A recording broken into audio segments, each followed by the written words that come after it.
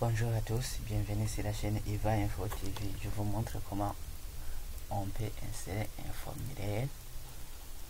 Non, pardon, on peut insérer des contrôles dans un formulaire. Par exemple, on est sur la base de données gestion musée. Donc, on passe dans l'onglet créer et puis on crée un formulaire en mode de création.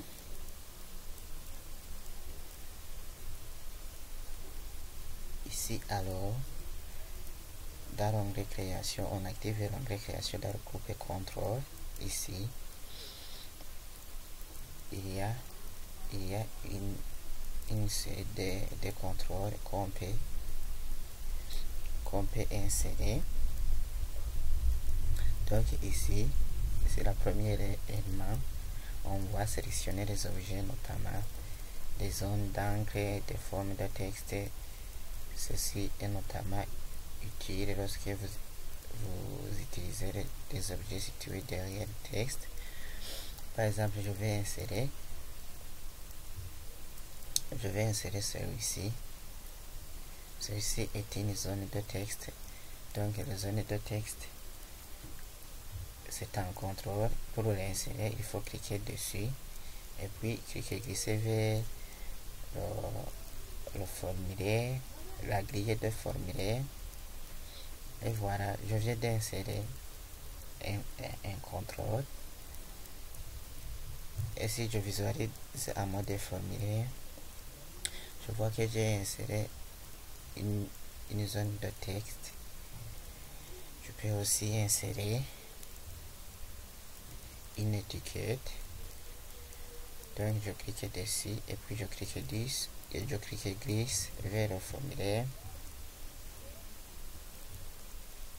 Et je peux mettre par exemple non, je l'affiche tout d'abord en mode formulaire et on voit ici. Ici,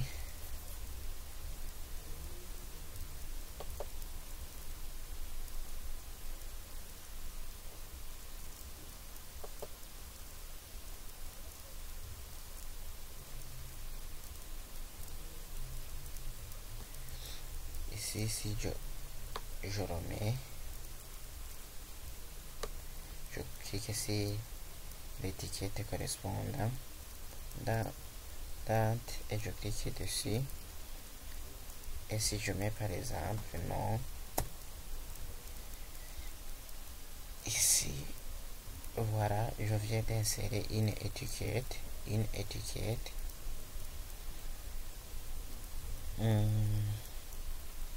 Je peux insérer aussi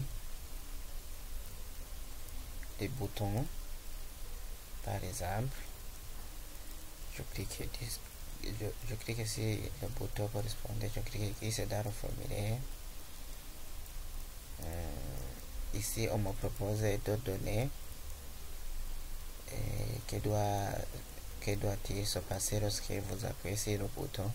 Donc, c'est comme on demande les actions qui vont se passer, donc des événements.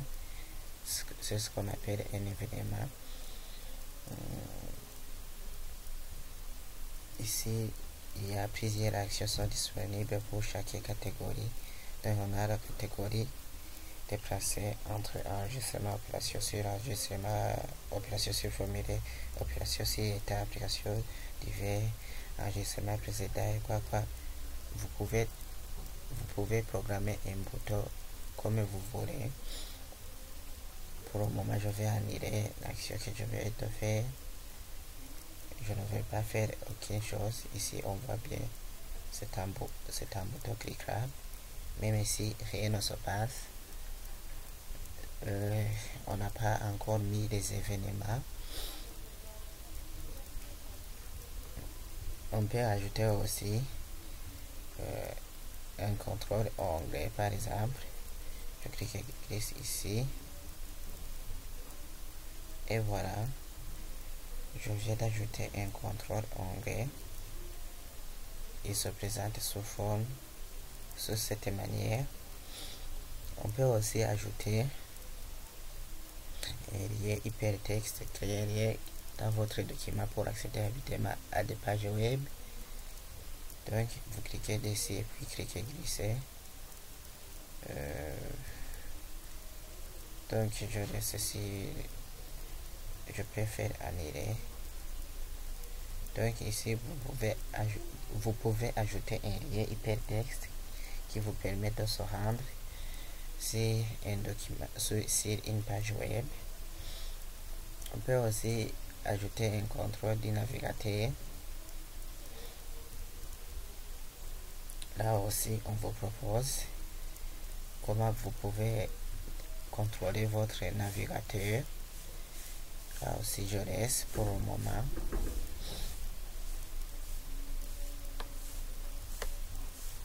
Donc vous pouvez aligner vos éléments comme vous voulez.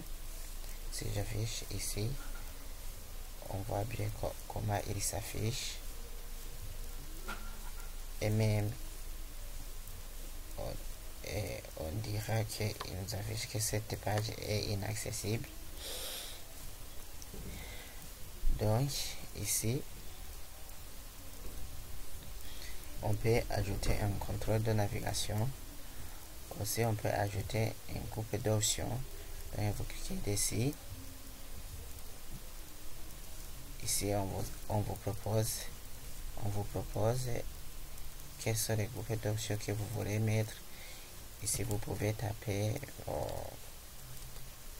masquer par exemple,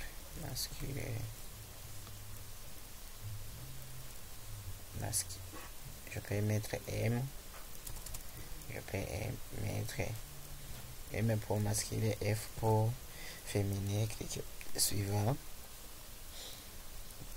Donc ici on me propose quelle est la valeur qui soit sélectionnée par défaut. Je mets par exemple M, ou bien je ne vais pas définir de valeur par défaut.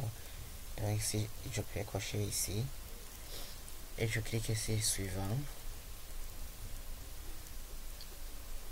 et cliquez ici cette option dans un groupe d'options positionner les valeurs. Donc ici on peut positionner les valeurs.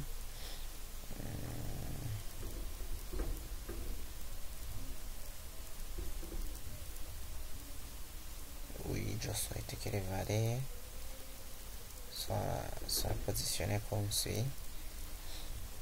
Et puis je peux choisir les cases d'options ou bien les cases à cocher. Ça dépend de quoi tu veux insérer. Tu peux choisir le style de comment il va s'afficher. Là vous mettez un nombre, enfoncer, relâcher et puis cliquez sur suivant par exemple.